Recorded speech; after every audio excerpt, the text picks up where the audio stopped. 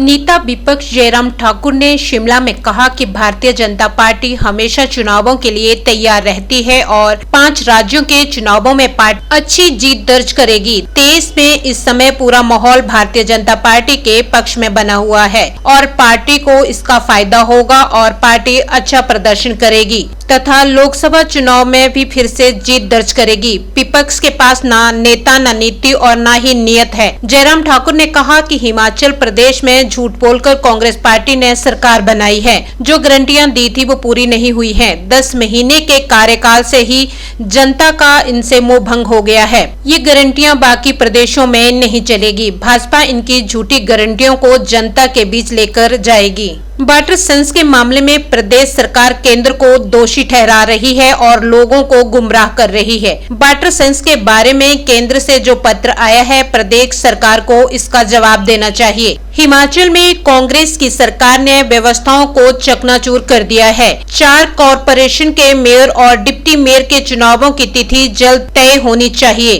कांग्रेस को डर है कि इनमें कहीं क्रॉस वोटिंग न हो, इसी डर से ये इन चुनावों को टाल रहे हैं और इस वजह से इनमें काम ठप पड़े हैं। उन्होंने कहा कि केंद्र सरकार हर तरह से प्रदेश सरकार की मदद कर रही है, हर प्रोजेक्ट में सहायता कर रही है। वहीं दिल्ली के मुख्यमंत्री को ईडी के नोटिस पर जयराम ठाकुर ने कहा कि जिस पार्टी का जन्म भ्रष्टाचार को खत्म करने के लिए हुआ था, उन्होंने भ्रष्टाचार की सारी सीमाएं लांघ दी है। इनमें कई मंत्री और नेता जेल की सलाखों के पीछे हैं और अब मुख्यमंत्री को ईडी ने पूछताछ के लिए समन जारी किया है। सीएम की खबर सेहत पर जयराम ठाकुर ने कहा कि मुख्यमंत्री कुछ दिनों से अस्वस्थ चल रहे हैं। हमारी कामना है कि वो जल्द ही स्वस्थ होकर वापस आए। हम उनके स्वास्थ्य लाभ की कामना करते हैं।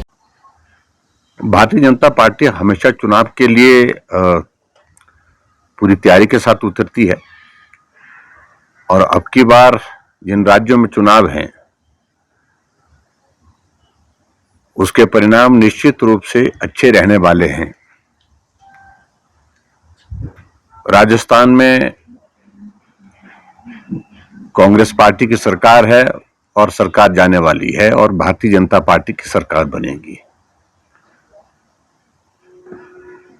और मध्य प्रदेश में भारतीय जनता पार्टी की सरकार रिकॉर्ड स्थापित करने जा रही है। 18 वर्षों से वहां पर भारतीय जनता पार्टी की सरकार काम कर रही है और निश्चित रूप से इस चुनाव के बाद भी भारतीय जनता पार्टी की जीत वहां पर सुनिश्चित है। जो माहौल वहां पर अभी हाल ही के दिनों में देखने को मिला है, उसमें कांग्रेस पार्टी को बहुत बड़ा नुकसान होता दिख रहा है। छत्तीसगढ़ में निश्चित रूप से कांग्रेस पार्टी बड़ी दावेदारी कर रही है, मजबूती के साथ कर रही है, लेकिन उसके बावजूद भी भारतीय जनता पार्टी ने वहां बहुत इंप्रूव किया है, बहुत सुधार किया है। निश्चित रूप से वहां पर जीतने की संभावनाएं हमारे पास आज की तारीख में बन गई है। और उसी प्रकार से मैं ये भी कह सकता हूं कि तेलंगाना में जहां चुनाव हैं वहां भारतीय जनता पार्टी ने बहुत इंप्रूव किया है, बहुत तेजी से आगे बढ़ी है और उसी प्रकार से मिजोरम में भी इंप्रूवमेंट होगा। कुल मिलाकर के हमारा ये मानना है कि अभी जो विधानसभा के जिन राज्यों में चुनाव हैं वहां भारतीय जनता पार्टी का प्रदर्शन बहुत अच्छा रहेगा। भारतीय जनता पार्टी की सरकारें बनेगी।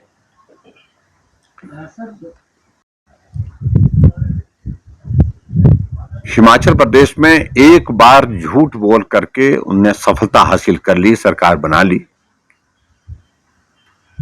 लेकिन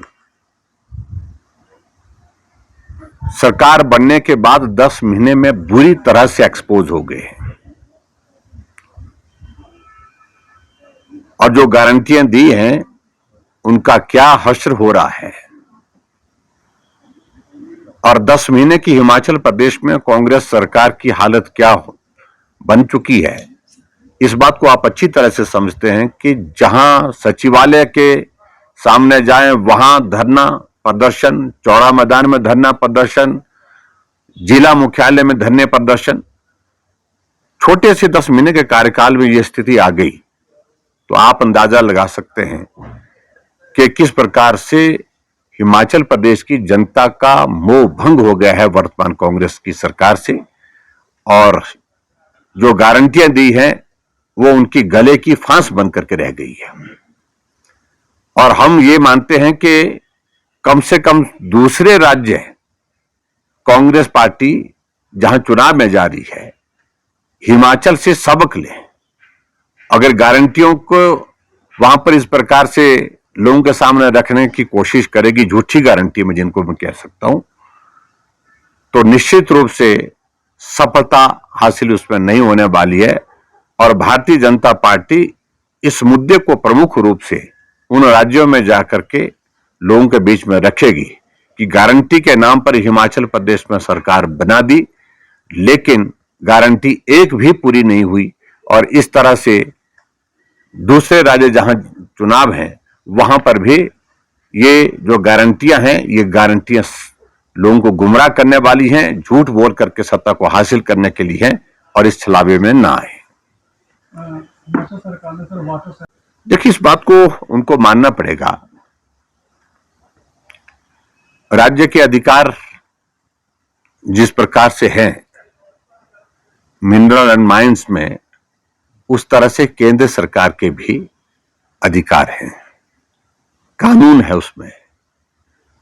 और ऐसे नहीं है जिस प्रकार से हिमाचल प्रदेश ने वाटर सेस लगाया है, इसी तरह की चिट्ठी उत्तराखंड को भी गई है। उनको इस बात को समझना चाहिए। ये जिस तरह से मुकेश अग्निहोत्री जी की एक आदत है कि घुमा फिरा करके आरोप लगाने की जो कोशिश कर रहे हैं केंद्र सरकार के ऊपर, कि केंद्र सरकार हिमाचल प्रदेश के साथ इसलिए व्यवहार ऐसा कर रही है क्योंकि कांग्रेस की सरकार है यहां और केंद्र में भारतीय जनता पार्टी की सरकार है।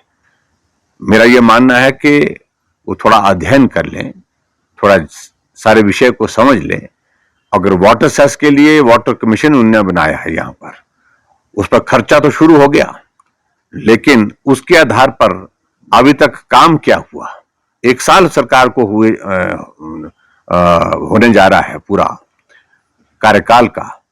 और ऐसे में मेरा सिर्फ यही कहना है कि जिस प्रकार से वो लोगों को गुमराह करने की कोशिश कर रहे हैं, चाहे वो आपदा की बात है, सारा ठीकरा केंद्र सरकार के सिर फोड़ने की कोशिश की जा रही है, चाहे वो वाटर सेस के मामले को लेकर के उसमें भी यही प्रयत्न किया जा रहा है।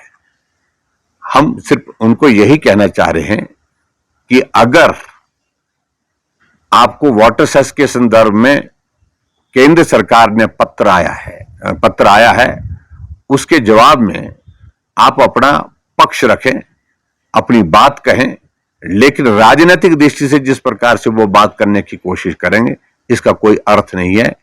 ऐसा नहीं है कि कानून का ज्ञान सिर्फ आपको है। कानून का ज्ञान, नियमों का ज्ञान और सारी चीजों की जानकारी केंद्र सरकार में भी लोगों को है। इस बात को समझना चाहिए उनको। और इसलिए ये ऐसी बातें कर देना जिससे जग हंसाई हो जाए, तो मैं समझता हूं कि उचित नहीं है। अस्वस्थ चल रहे हैं पिछले कुछ दिनों से। मैं उनके शीघ्र स्वास्थ्य लाभ की कामना करता हूं। मैंने व्यक्तिगत रूप से उनसे संपर्क करने की कोशिश की, लेकिन मुझे बताया गया कि वो बात नहीं, फोन नहीं ले रहे हैं। और मिलने के लिए भी मैं विशेष तौर से मैं दिल्ली गया था, तो मैंने 2-3 बार प्रयत्न किया उनके जो साथ में स्टाफ के लोग हैं, अधिकारी हैं, उनसे संपर्क करके कि मैं मिलने आना चाह रहा हूं, लेकिन बताया गया कि वो आईसीयू में है और मिलने के लिए डॉक्टर ने मना किया है, तो इसलिए मिला नहीं। लेकिन मेरी उनकी धर्मपत्नी से बात हुई और बात में मैंने अपने जो भावना व्यक्त की है, हमने कहा कि हम शीघ्र उनके स्वास्थ्य लाभ की कामना करते हैं और मुझे उम्मीद है कि बहुत जल्दी वो ठीक होकर के आएंगे, ऐसा मेरा मानना है। सर, हिमाचल में भी देखिए, हिमाचल प्रदेश में जो कांग्रेस की सरकार रही है, ये जो भी काम करती है व्यवस्थाओं को तहस नहस करके करती है। कहा तो यही जा रहा है कि व्यवस्था परिवर्तन के नाम पर हम हिमाचल प्रदेश में काम कर रहे हैं, लेकिन व्यवस्थाओं को चकनाचूर कर दिया है। कॉरपोरेशन कि चुनाव का जो रोस्टर का जो है वो समय पूर्ण हो गया है 2.5 साल का, और 2.5 साल का समय पूर्ण होने के पश्चात तुरंत उसी दिन दूसरे मेयर और डिप्टी मेयर की नियुक्ति की जो व्यवस्था जो है वो इलेक्शन की प्रोसेस जो होती है वो पूरी होनी चाहिए थी, लेकिन अभी तक वो पूरी नहीं हुई है। जो मुझे जानकारी मिली है वो जानकारी के मुताबिक मालूम पड़ा कि पहले तो उन्होंने इसी बात को लेकर के नीचे से जानकारी हासिल करने के लिए कहा कि जो विधायक हैं उनका वोटिंग राइट होगा कि नहीं होगा, क्लैरिफिकेशन मांगी नीचे से, और नीचे के बजाय वो यहां से कहा गया कि भाई आप इस तरह की चिट्ठी लिखो।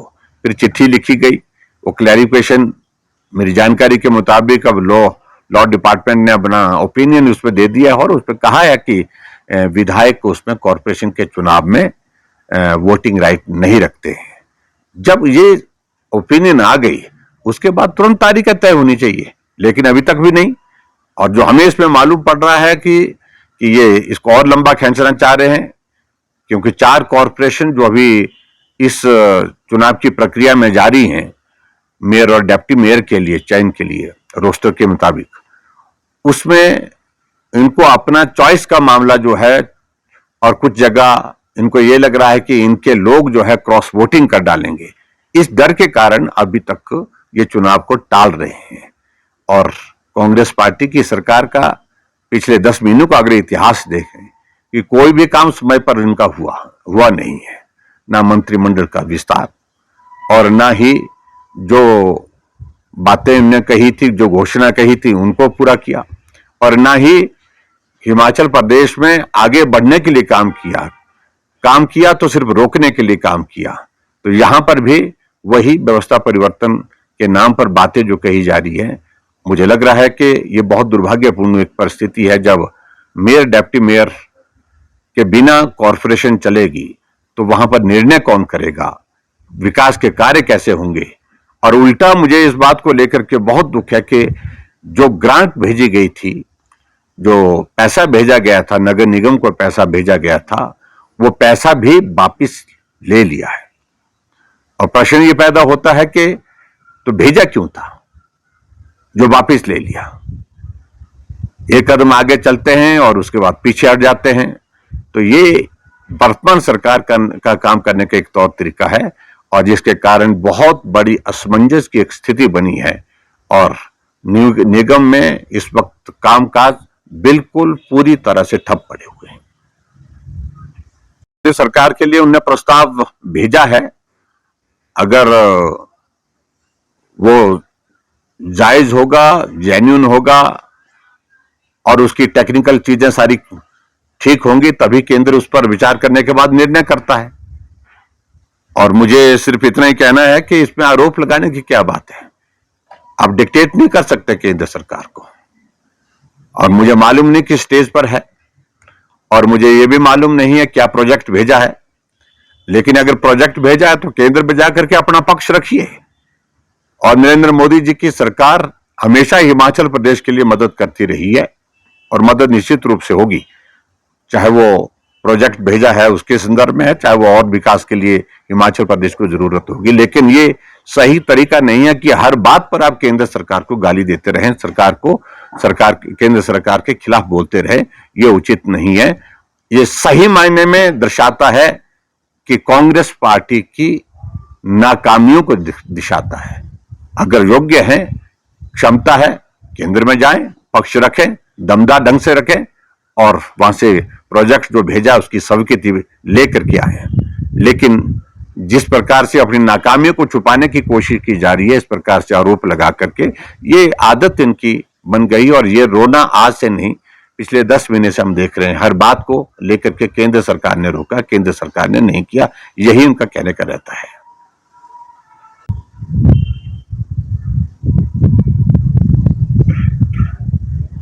केंद्र सरकार में गृह मंत्री रहे डॉक्टर सरदार वल्लभ भाई पटेल की जयंती है, और इस अवसर पर मैं उनके किए हुए कार्य को स्मरण करता हूं। भारत का वर्तमान स्वरूप बनाने में उनका एक बहुत महत्वपूर्ण रोल रहा है।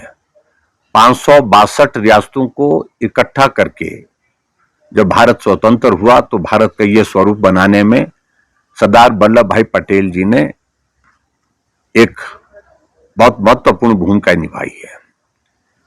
और आज का दिन पूरे देश भर में इस बात के लिए भी याद किया जाता है कि उनकी यादगार में उनके उस कॉन्ट्रीब्यूशन को, उनके योगदान को स्मरण करते हुए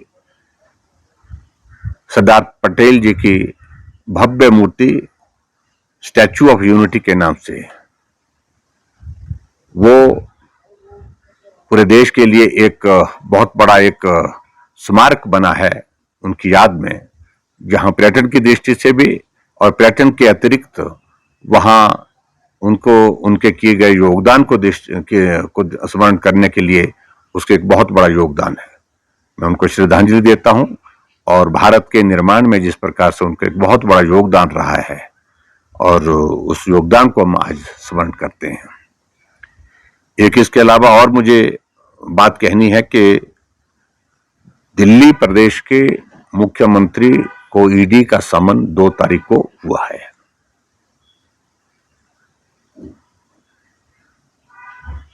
और ये बहुत गंभीर विषय है कि जिस पार्टी का जन्म भ्रष्टाचार के खिलाफ अनशन से, आंदोलन से हुआ और भ्रष्टाचार को खत्म करेंगे, पूरे देश भर में खत्म करेंगे, इस कमिटमेंट के साथ इस पार्टी की स्थापना हुई है, आम आदमी पार्टी की। एक छोटे से कार्यकाल में ही कुछ वर्षों में उस पार्टी की स्थिति ये हो गई, उसका हश्र ये हो गया कि भ्रष्टाचार की सारी सीमाएं उसने लांघ दी। और भ्रष्टाचार की सीमाएं लांघने के पश्चात आलम आज ये हो गया कि उनके प्रमुख नेता, चाहे वो संजय सिंह है, चाहे वो मनीष सिसोदिया है, डिप्टी चीफ मिनिस्टर जो थे, वो तो जेल की सलाखों के पीछे है ही। अब नौबत ये आ गई है कि मुख्यमंत्री पहले इसमें सीबीआई की जांच के प्रोसेस में से गुजर चुके हैं, अब ईडी का समन है। तो निश्चित रूप से ईडी का समन तभी हुआ होगा जब उनके ऊपर जो आरोप लगे हैं उन आरोपों के चलते साक्ष्य उपलब्ध होंगे और साक्ष्य उपलब्ध होने के साथ साथ में तभी जाकर के ईडी ने उनको पूछताछ के लिए बुलाया। और मैं समझता हूं कि बहुत जल्दी उस पार्टी का चेहरा बेनकाब हो गया। और मैं ये जरूर कहूंगा कि आने वाले समय में, अभी कहना उचित नहीं है लेकिन फिर भी मैं ये जरूर कहना चाहता हूं कि देश ने इस पार्टी का जो भविष्य अपनी आंखों के सामने जल्दी से बनने के बाद जल्दी से समाप्त होने की दिशा में वो देख रहा है देश। और ऐसे में ये बहुत ही दुर्भाग्यपूर्ण परिस्थिति है कि भ्रष्टाचार इस कदर हो गया उस पार्टी में कि पार्टी का तमाम नेतृत्व जेल की सलाखों के पीछे चला जा रहा है।